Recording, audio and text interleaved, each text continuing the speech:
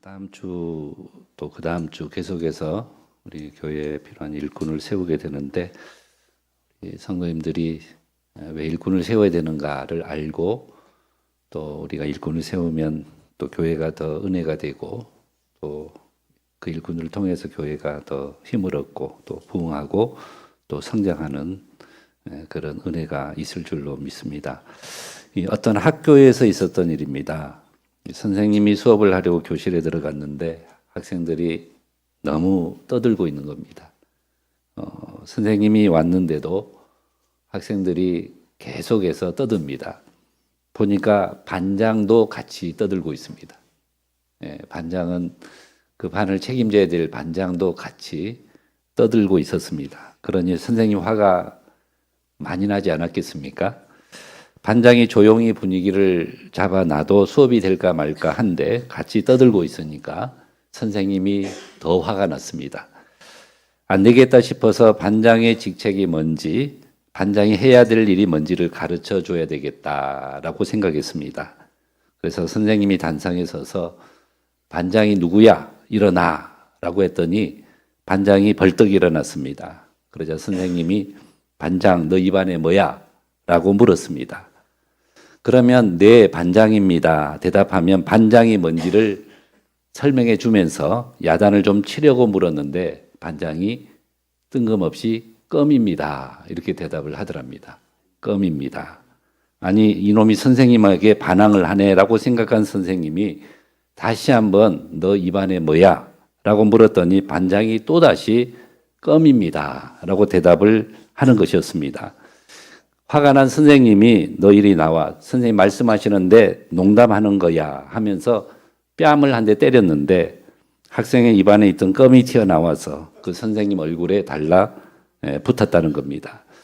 여러분, 이런 경우를 가리켜서 오해라고 말을 하는 겁니다. 이런 경우를 오해. 선생님은 반장의 역할이 뭔지를 묻고 싶어서 너 입안에 뭐야? 라고 물었는데 마침 껌을 씹고 있던 반장이 들켰구나 라고 생각하고 솔직하게 껌입니다 라고 대답을 했던 거죠. 여러분, 오해를 하면 모두가 다 힘들어집니다. 이런 경우 선생님도 힘들어지고 학생들도 다 힘들어지죠. 사실 학생은요 굉장히 솔직했던 거죠. 얼른 삼켜버릴 수도 있고 옆에다 딱 숨길 수도 있는데 솔직하게 껌입니다 라고 대답했던 거고요. 그 선생님은 때리려고 했던 게 아니죠. 때리려고 했던 게 아니라 잘 가르쳐 주려고 그랬던 것 아니겠습니까?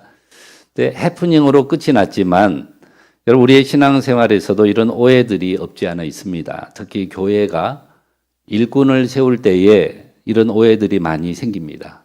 일꾼을 세우는 일이 대단히 큰 축복된 일임에도 불구하고 교회 안에 일꾼이 세워진다는 건 얼마나 큰 축복입니까? 그런 축복된 일임에도 불구하고 그 일로 인해 교회가 오히려 시험에 드는 경우들이 참으로 많이 있습니다. 그래서 오늘은 하나님께서 일꾼을 왜 세우시는지 또 일꾼을 세우시는 목적에 대해서 생각하면서 함께 은혜를 나누려고 합니다. 제가 바라기는 이번 우리 교회가 일꾼을 선택하는 일에 모두가 은혜롭게 동참해서 모든 것이 잘 은혜롭게 끝나기를 바라는 마음에서 오늘 이 말씀을 전하게 되었습니다. 여러분, 오늘 본문은 잘 알다시피 이 초대교회인 예루살렘 교회에서 있었던 일이죠. 예루살렘 교회에서 일어났던 일입니다. 여러분, 예루살렘 교회는 어떤 교회입니까? 여러분이 알고 있는 예루살렘 교회는 어떤 교회예요? 굉장히 좋은 교회죠. 성령으로 충만한 교회입니다. 사도들에게 가르침을 잘 받는 교회입니다. 예루살렘 교회는 은혜를 너무 많이 받아서 서로의 것을 유무상통하는 참으로 은혜스러운 교회였습니다.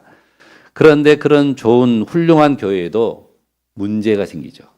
그렇게 좋은, 그렇게 아름답고 훌륭한 교회에서도 문제가 생겼습니다. 교회가 은혜스럽게 부흥을 하니까 사탄이 그냥 내버려 두지 않죠.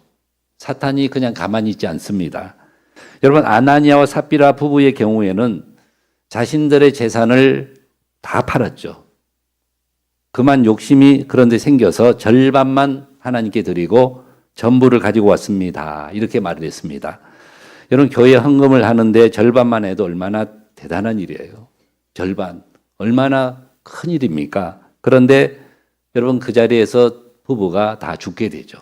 부부가 다 죽게 됩니다. 왜 그렇게 되었을까요? 여러분, 교회는 어떤 곳입니까? 교회는 진실된 곳이고 거룩한 곳이지, 교회는 거짓으로 세워지는 곳이 절대로 아니라는 겁니다. 또 교회는요, 외부로부터 오는 핍박이 많은 곳입니다. 여러분, 사도들이 옥에 갇히고 핍박을 당했지만 열심히 복음을 전합니다. 그런데 거기서 끝난 것이 아닙니다. 오늘 말씀해 보면 교회가 가난하고 어려운 사람들을 도와주는 일을 합니다. 받으면 감사할 일인데, 여러분, 사람이란 존재가 그렇지 않죠. 받으면 참 감사할 일인데, 많고 적음에 상관없이 감사할 일인데, 사람이란 존재가 그렇지 못해서 남의 떡이 더 커 보인다는 속담이 있듯이 누구에게 더 많이 주나 하면서 사도들이 자기들을 차별한다라고 생각했습니다. 누구는 많이 주고 누구는 적게 주느냐 하면서 원망하고 불평하는 일이 일어났습니다. 그렇게 은혜스러운 교회인데도 교회 안에 문제가 생겼다는 거죠. 그런데 교회가 그런 문제들을 잘 해결하고 나니까, 그런 문제들을 그 교회 안에 일꾼들이 그 문제를 잘 해결하고 나니까 여러분, 교회가 더 큰 복을 받았다라고 하는 그런 말씀이 오늘 본문에 나오고 있습니다. 여러분, 1절에 한번 보시면, 1절에 보시면 그때의 제자가 더 많아졌는데 헬라파 유대인들이 자기의 과부들이 매일의 구제에 빠짐으로 히브리파 사람을 원망하니라고 했습니다. 원망했다고. 서로 질투하고 미워하는 일이 생겼다는 거죠. 그런데 7절 말씀에 보시면, 7절에 보시면 하나님의 말씀이 점점 왕성하여 예루살렘에 있는 제자의 수가 더 심히 많아지고 허다한 제사장의 무리도 이 도에 복종하니라라고 했습니다. 여러분, 성도의 수가 늘면서 교회가 더 크게 성장하게 되었다는 거죠. 하나님께 축복을 더 많이 받았다는 겁니다. 교회가 문제를 잘 해결하니까, 교회 안에 일꾼이 잘 세워지니까, 교회 안에 일꾼이 잘 세워지니까 교회가 더 크게 부흥하고 더 많은 은혜를 누리게 되었다는 겁니다. 오늘 본문을 보면서 한 가지 생각되고 느껴지는 것이 있습니다. 하나님은 교회를 참으로 사랑하신다라는 겁니다. 하나님은 교회를 참으로 사랑하신다라는 것입니다. 교회가 시끄러우면 그런 교회는 차라리 없어지게 할 수도 있는데, 그런 교회는 이 땅에 차라리 없게 할 수도 있는데 하나님은 결코 그렇게 하지 않으셨다는 겁니다. 여러분, 교회 문제를 이렇게 해결해 가시는 것을 보면서 하나님이 교회를 너무너무 사랑하시는구나라는 생각을 저는 개인적으로 하게 되었습니다. 하나님께서 왜 교회를 사랑하시는가? 교회를 왜 하나님 세우시는가? 한마디로 말하면 하나님 자신을 위해서가 아닙니다. 하나님께서 교회를 세우시는 목적, 이유는 우리를 위해서 교회를 만드시는 것입니다. 우리를 위해서 교회를 만드셨다는 겁니다. 여러분, 출애굽한 이스라엘 백성들이 애굽 땅에서 나와 가나안 땅을 향해 광야의 길을 걸어갑니다. 가는 길에 하나님께서 뭘 만들어라 그래요? 성막을 만들어라 명령하시죠. 그 성막에서 하나님이 말씀해 주시고 그곳에서 만나 주시는 일들이 일어나게 됩니다. 그리고 이스라엘 백성들이 그 성막을 중심으로 살아가게 됩니다. 그 결과, 그렇게 한 결과 그들이 가는 곳마다 하나님의 놀라운 기적을 경험하게 됩니다. 여러분, 하늘에서 만나가 떨어지고 메추라기를 거의 땅에서 주워서 먹다시피 하고 반석에서 터져 나오는 물을 마시고 또 적들을 만나면 싸워서 항상 승리하고, 이 모든 것들이 성막을 중심으로 살았기 때문에 가능한 일이었습니다. 그런데 그들이 가나안 땅에 도착을 했죠. 가나안 땅에 들어갔습니다. 그리고 다윗이 큰 계획을 세웁니다. 어떤 계획을 세웁니까? 내가 사는 집은 이렇게 화려한데, 내가 살고 있는 이 궁은 이렇게 화려한데 하나님이 거하시는 집은 이렇게 초라하니 말이 되냐? 하나님 거하시는 성전이 이렇게 초라하니 말이 됩니까? 제가 성전을 짓겠습니다. 그러죠. 그래서 다윗이 모든 것을 계획하고 준비하고 솔로몬이 성전을 아름답게 지었습니다. 그런데요, 성전을 짓고 나니까 하나님이 원하시지 않는 일을 하고 나니까, 물론 하나님께서 허락하셨지만 사람의 계획에 의해서 성전이 만들어지니까 어떤 일들이 일어납니까? 어떤 일들이 생기죠? 솔로몬이 성전을 세웠지만 많은 우상을 끌어들인 장본인이 또 누구예요? 많은 우상들을 끌어들인 장본인이기도 한 사람이 바로 솔로몬이죠. 이에 솔로몬이 죽고 난 후에 나라가 둘로 쪼개지고 말았습니다. 그리고 엄청난 우상 숭배와 비극 속에서 살다가 결국에는 북이스라엘은 아수르에 의해서, 남유다는 바벨론에 의해서 멸망을 당하게 됩니다. 그리고 오랜 포로 생활을 하고 그리고 그 포로 생활을 마치고 돌아온 사람들이 수르바벨 성전을 재건하고 다시 헤롯에 의해서 성전이 세워졌지만 여러분 그 성전은 백성들의 중심에 서 있지를 못했습니다. 그래서 결국 그들이 하나님께 축복을 받지 못했죠. 하나님을 생각할 때마다 성전을 바라볼 때마다 내가 만든 우상처럼 생각하고 내 마음대로 신앙생활을 했다는 거죠. 여러분 예수님은 어떻게 하셨나요? 예수님은 어떻게 하셨습니까? 제사장들이 성전을 장사의 소굴로 만들어버렸죠. 하나님께만 영광 돌려야 되고 하나님만 섬기고 예배해야 될 성전에서 그들이 뭘 했습니까? 장사를 했다는 겁니다. 예수님께서 그들을 쫓아내면서 하신 말씀이 뭐예요? 내 집은 만민이 기도하는 집이다 라고 말씀하셨습니다. 이에 하나님께서 눈에 보이는 성전을 헐어버리시고 예수님이 직접 성전이 되게 하셨습니다. 그리고 성전 대신 예수님의 영이 하늘에도 계시고 땅에도 계시고 우리 마음속에도 계시고 오늘 이 자리에도 계시고 우리 가정에도 계십니다. 그래서 바울이 너희 몸이 하나님의 성전인 것과 그렇죠. 너희 몸이 하나님의 성전인 것과 너희 속에 성령이 계신 것을 알지 못하느냐라고 말씀하셨습니다. 하나님께서는 우리의 몸이 성전이요 또 우리의 가정이 성전이요 우리가 모이는 교회가 성전이다라고 말씀해 주신 것입니다. 여러분 성전의 진정한 의미가 무엇입니까? 하나님이 성막을 중심으로 성전을 중심으로 이스라엘 백성들이 모이게 하고 그리고 그 성막을 앞세우고 어디든지 가게 하셨던 것처럼 오늘 우리도 하나님께서 교회를 통해서 이끌어가고 계신다는 사실을 저와 여러분들은 확실하게 믿으시기를 바랍니다.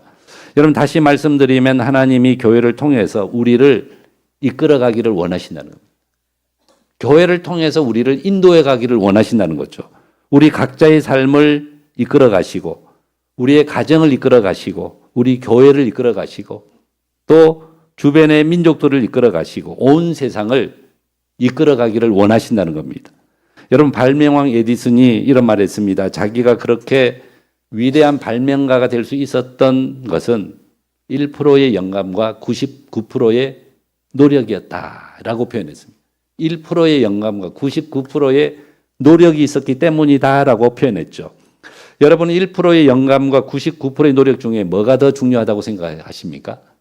1%의 영감과 99%의 노력 어떤 게 더 중요하다고 생각하십니까? 우리가 인간적으로 생각할 때는 99%가 더 중요한 것 같죠. 1%보다 99%가 더 중요한 것 같지만 거기에 1%의 영감이 없었다면 거기에 1% 영감이 없었다면 99%가 아니라 999%로 노력해도 아무것도 얻을 수가 없는 것입니다. 여러분 에디슨은 공부를 열심히 한 사람이 아닙니다. 하나님께서 주신 1%의 영감 그 1%의 영감 즉 하나님 주신 은혜로 열심히 노력했을 때 위대한 발명가가 되었다고 하는 사실을 저와 여러분들은 분명하게 깨달으시기를 바랍니다. 이처럼 하나님의 계시와 하나님의 인도하심과 다스리심을 받는 사람들은 반드시 하나님께 축복을 받게 되어 있습니다. 그런데 하나님께서 어떻게 축복해 주신다고요? 교회를 통해서 우리를 축복해 주신다는 겁니다. 그리고 교회 중심의 삶을 살아가는 성도들이 하나님의 축복을 누리게 된다는 겁니다. 그러므로 교회의 일꾼은 한마디로 하나님의 축복을 전하는 사람이라고 할 수가 있습니다.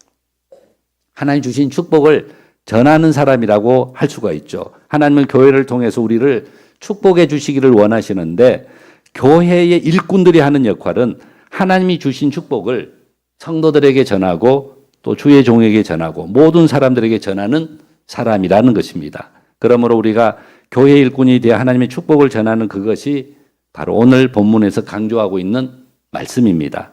하나님께서 여러분 교회 일꾼을 세우시는 목적이 뭘까요? 교회의 일꾼을 세우시는 이유가 무엇입니까?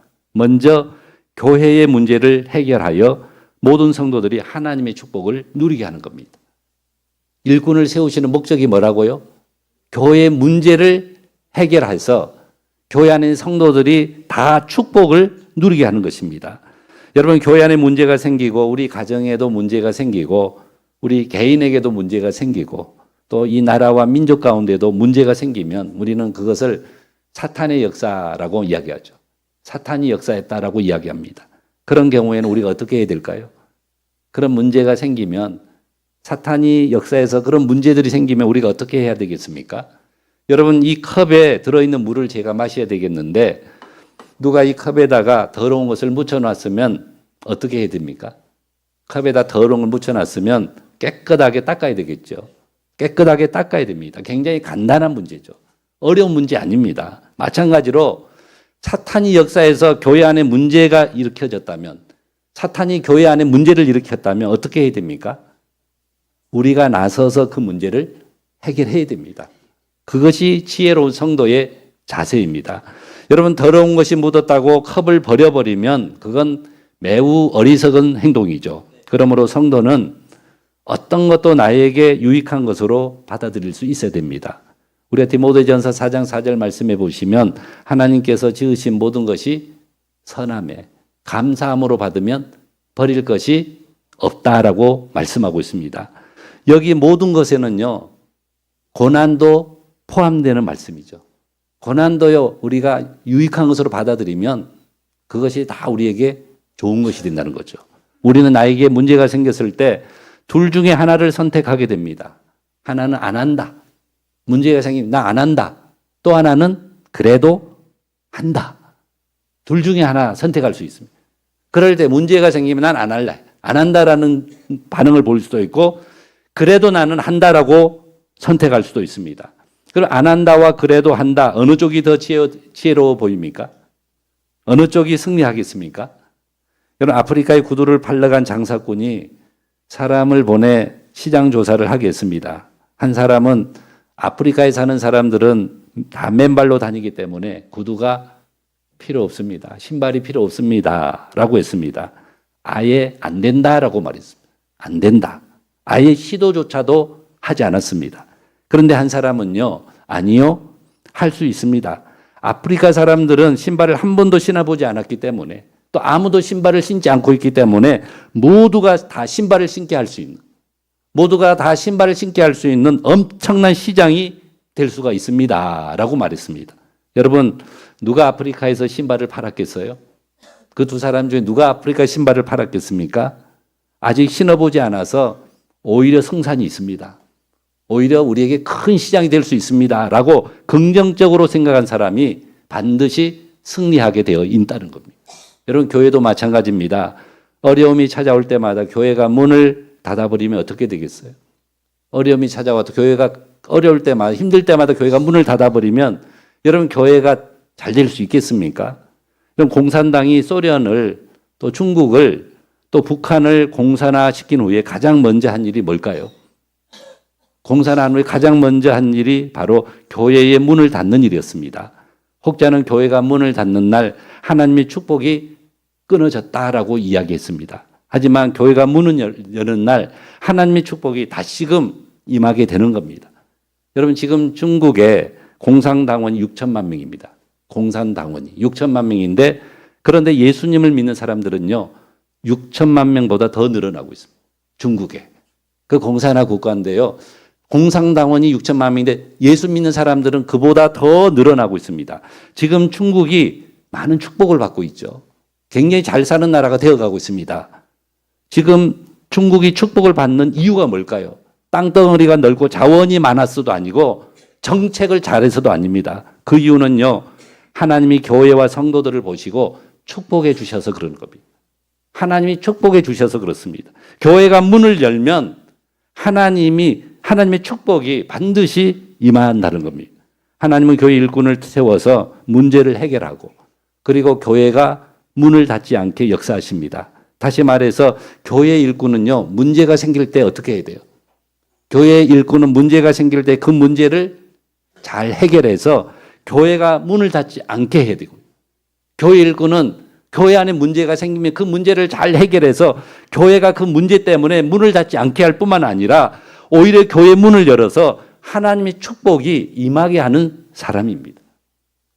여러분, 세계적인 작곡가 베토벤은 13살에 중국 궁중에 오르가니스트가 되었지만 27살에 그만 귀가 먹어버렸습니다. 27살에 한창 때의 나이 아니겠습니까? 그래서 얼마나 실망이 컸겠습니까? 하지만 그가 목사님을 만나고 난 후에 생각이 완전히 바뀌게 되었습니다. 고난도 나에게 축복이다. 고난도 나에게 축복이다. 고난을 하나님께서 주신 축복으로 받아들일 때에 베토벤이 그런 위대한 작곡가로 성공할 수 있게 되었다는 겁니다. 여러분, 교회에도 항상 문제가 있습니다.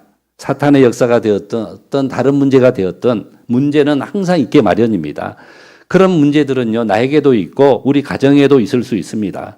그런 문제가 비록 사탄의 역사를 할지라도, 사탄이 그렇게 했다 할지라도 그것까지도 나에게 유익한 것으로 만들어버릴 때, 그런 것까지도 나에게 유익으로 만들어버릴 때에 하나님이 우리에게 은혜를 부어주신다는 사실을 저와 여러분들은 확실하게 믿으시기를 바랍니다.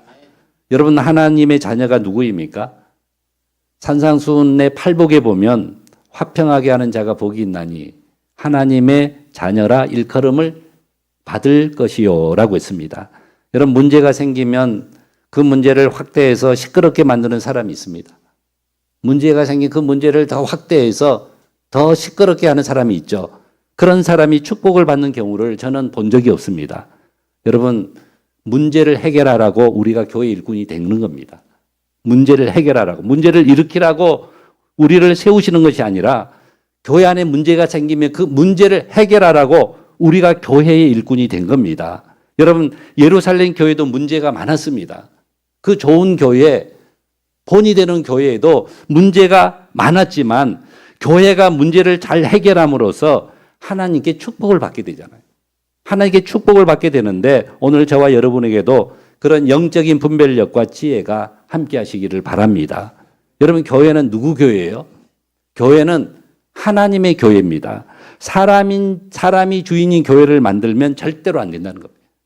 사람이 주인이 되는 교회가 되면 절대로 안 된다는 거죠. 여러분, 교회는 내 생각, 내 경험, 사람들의 말을 듣고 움직이는 곳이 절대로 아니라는 겁니다. 이 서울대학병원의 원장이 암에 걸렸습니다. 여러분, 의사도 암에 걸릴 수 있죠. 의사라고 왜 암에 안 걸리겠습니까? 그런데 그분이 치료를 받고 다시 건강을 회복하게 되었습니다. 그분이 암을 치료하는 방법 2가지를 이야기합니다. 첫 번째로 좋은 의사를 만나서 수술을 받아라 그랬습니다. 좋은 의사를 만나 수술을 받아라. 좋은 의사를 만나는 것이 굉장히 중요하다라고 했습니다. 2번째로 암을 사랑하라라고 했습니다. 암을 사랑하라라고 했습니다. 사랑한다라는 게 뭘까요? 사랑한다라는 것은요, 많이 아는 것을 의미합니다. 암에 대해서 잘 알아야 된다는 거죠. 여러분, 교회의 일꾼은 문제를 싫어하는 사람이 아닙니다. 문제가 찾아오면 그 문제를 싫어하는 사람이 아니라 오히려 문제를 사랑하는 사람이죠. 여러분, 집사라는 명칭의 의미가 뭐냐면, 집사, 우리 다 집사님 그런 집사의 이 명칭의 의미는 먼지를 닦는 사람, 청소를 하는 사람이라는 뜻입니다. 먼지를 사랑하고 더러운 것을 사랑하고 문제를 사랑하고 더 나아가 그 문제를 해결하는 사람이라는 뜻입니다. 여러분, 권사가 무엇입니까? 우리 한국 교회만 있는 제도입니다. 이 목회자의 신방을 돕는 사람이죠. 목회자의 부족한 부분을 채워주는 역할을 합니다. 여러분, 좋은 일꾼은 문제를 사랑하고 문제를 해결할 뿐만 아니라 더 나아가 다른 사람들의 부족함을 채워주는 사람이라는 뜻입니다. 목회자의 부족함을 채워주고 장로님의 부족함을 채워주고 다른 성도들의 부족함을 채워주는 것을 의미하는 겁니다. 여러분, 우리 교회는 앞으로도 할 일이 많은 교회입니다. 그래서 일꾼이 꼭 필요하다는 거죠. 우리가 일꾼들을 세움으로써 성도들로 하여금 일꾼이 세워짐으로 성도들로 하여금 축복받는 그런 교회로 세워가는 그런 저와 여러분들이 되시기를 바랍니다. 여러분, 교회가 일꾼을 세우는 첫 번째 목적이 뭡니까? 문제를 해결함으로써 모두가 하나님의 축복을 받게 하는 데에 있다라고 하는 사실. 여러분, 또 하나는 하나님의 말씀에 순종하여 모든 성도들이 하나님의 축복을 누리게 하는 것입니다. 말씀에 순종해서 모든 성도들이 하나님의 축복을 받게 하는 것입니다. 여러분, 초대교회가 일꾼들을 세웠죠. 일꾼들을 세움으로 사도들의 일에 함께 협력을 했는데 그로 말미암아 사도들이 어떻게 했습니까? 그때부터 사도들이 기도와 말씀을 전하는 일에 더 전념할 수 있게 되었습니다. 말씀을 전하는 사람으로 하여금 말씀을 더 잘 전할 수 있도록 도와주고 기도하는 사람으로 하여금 더 열심히 기도할 수 있도록 도와주다 보니까 결국에는 7절 말씀에 보시면 어떻게 됐어요, 교회가? 그렇게 하다 보니까 말씀에 순종해서 말씀 전하는 사람 말씀 더 전할 수 있도록 도와주고 기도하는 사람 더 열심히 기도할 수 있도록 도와주다 보니까 결국에는 7절 말씀에 보시면 하나님의 말씀이 점점 왕성하여 교회가 크게 부흥하게 되었다. 이렇게 말씀하고 있습니다. 여러분, 오늘 우리 교회에 가장 필요한 것이 뭐라고 생각하십니까? 우리 교회, 우리 평화교회에 가장 필요한 것이 뭐라고 생각하십니까? 어떤 분은 헌신된 사람이 필요하다. 물질이 필요하다. 교인들이 많아야 한다. 라고 강조하는데 물론 그런 것들도 다 필요합니다.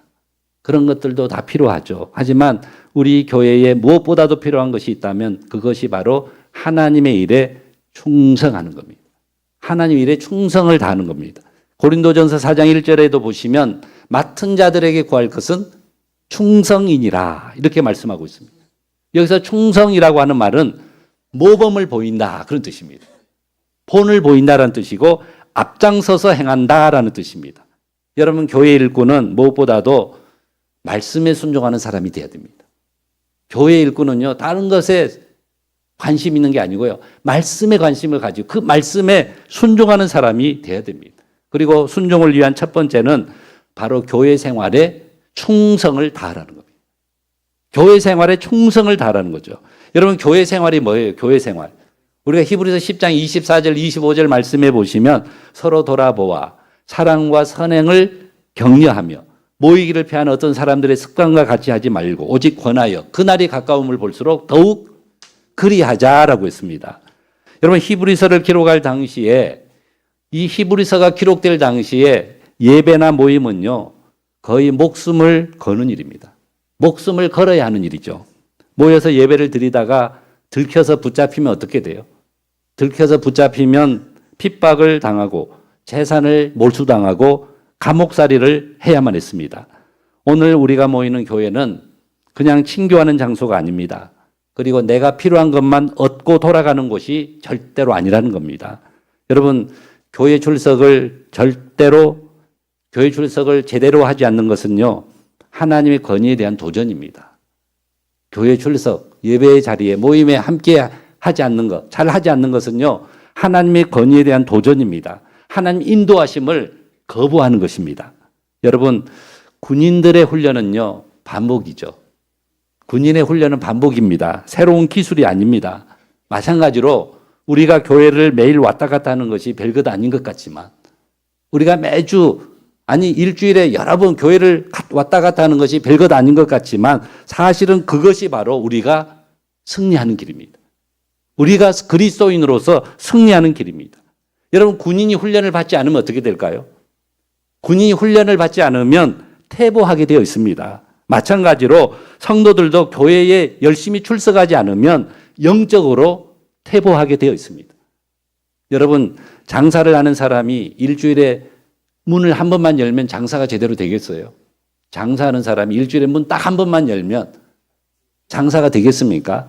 가정주부가 집에서 일주일에 밥을 한 번만 해주면 여러분, 그 가정이 잘 되겠습니까? 일주일에 직장에 한 번만 나가면 일이 제대로 되겠습니까? 여러분, 교회의 일꾼은요, 모이는 일에 최선을 다해야 됩니다. 그래야 하나님께 복을 받게 되는 겁니다. 우리가 왜 모여야 돼요? 왜 모이는 일에 힘써야 됩니까? 우리가 사도행전 2장 42절에 보시면 그들이 사도의 가르침을 받아 서로 교제하며 떡을 떼며 오로지 기도하기를 힘쓰니라 라고 했습니다. 교회 일꾼의 중요한 자세가 무엇입니까? 바로 말씀을 잘 듣고 그 말씀에 순종하는 것입니다. 그런 말씀을 듣지 않으니까 힘이 없는 겁니다. 말씀을 들어야 힘이 생기고 더 담대해지는데 말씀을 듣지 않으니까 힘이 없습니다. 하나님이 세우신 종들의 권위를 무시하면요, 절대로 은혜가 되지 않는 겁니다. 열심히 가르침을 받아야 됩니다. 그런 성 프란시스가 모든 사람들에게 존경을 받고 있습니다. 한 제자가 와서 물었습니다. 선생님, 어떻게 이렇게 위대한 분이, 존경받는 분이 되셨습니까? 라고 물었더니 여러분, 성 프란시스가 이렇게 대답했습니다. 하나님이 하늘에서 보실 때에 가장 똑똑한 사람들은 다 지쳐놓고, 가장 잘나고 똑똑한 사람들은 다 지쳐놓고, 그 나머지 중에서 가장 못난 사람, 가장 부족한 사람을 선택해서 세웠는데 그 사람이 바로 나입니다. 라고 말했다는 겁니다.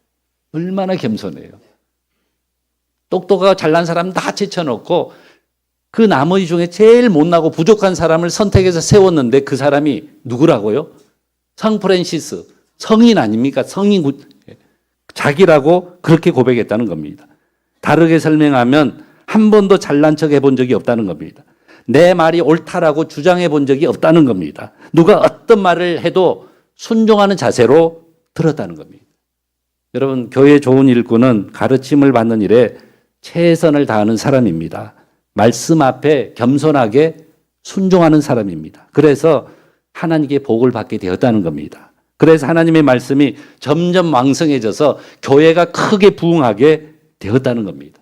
여러분, 교회가 부흥하고 성장하려면 하나님의 말씀이 바로 서 있어야 됩니다. 그리고 섬기고 봉사하고 증거하는 일에 본이 되어야 합니다. 하나님이 직책을 맡겨주실 때에는 이런 직책만 주시는 것이 아니라 그 직책을 통해서 우리에게 축복도 허락해 주신다는 사실을 믿으시기 바랍니다.